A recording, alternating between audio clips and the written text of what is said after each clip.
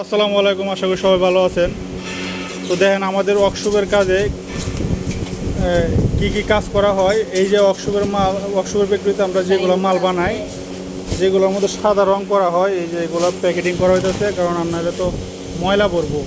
ওই যে দেখেন নতুন লুক লইয়া কোসাইনে নতুন লুক লইয়া কীভাবে কাজ করতেছে, এই যে দেখতেছেন র্যাপিং করতেছে। ঠিক আছে, এই যে র্যাপিং করতেছে কত সুন্দরভাবে।